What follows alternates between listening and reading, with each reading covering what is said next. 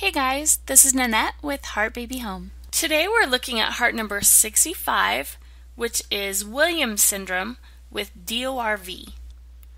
DORV, double outlet right ventricle. That's where both the pulmonary artery and the aorta, carrying blood away from the heart, come out of that right ventricle. So normally the aorta carries oxygen-rich blood from the left ventricle and the pulmonary artery carries oxygen-poor blood from the right ventricle. Interrupted aortic arch. So this is where there's a gap between the ascending and descending portions of the aortic arch. Aortic valve stenosis, and that's where the aorta is narrow at or near the valve.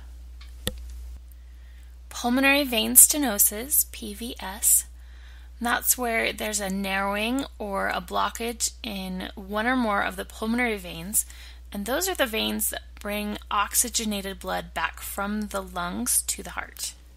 ASD, that's the atrial septal defect, and that's where you have one or more holes in the wall that's between the two upper chambers of the heart, which is the atria.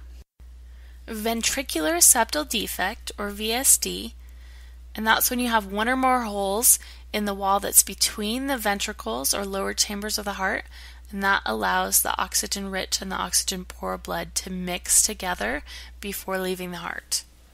Hypoplastic left ventricle. That's where the left ventricle is underdeveloped, and also the valves that are associated with that left ventricle are too small. That's the aortic valve and the mitral valve. So this is important because the left ventricle is the one that pumps the oxygen-rich blood to your body, so it needs to be strong and it needs to be big enough to sustain your body's oxygen needs. So if that left ventricle is too small, it means the heart will have to work harder and it won't last as long. Long QT syndrome.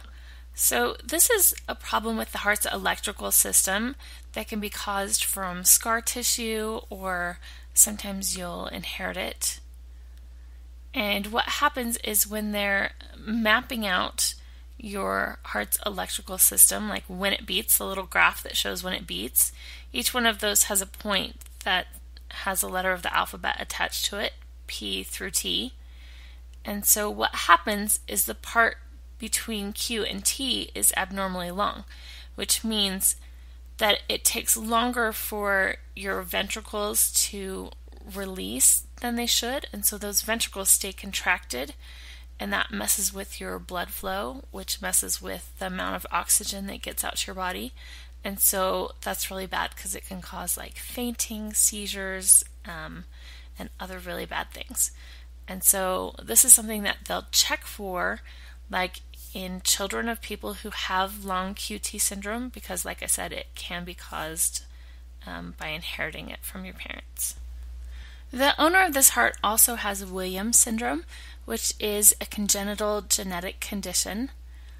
And I'm going to leave a link down in the description that will take you to a website that describes this syndrome more fully.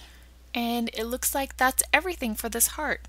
So if you appreciated this video, please subscribe to my channel below. That directly helps me. And if you have any questions or you would like me to draw you a new heart image, you can find me at heartbabyhome.com/contact. And if you just want to chat, I'm also on Facebook, Pinterest, and Twitter. Thank you.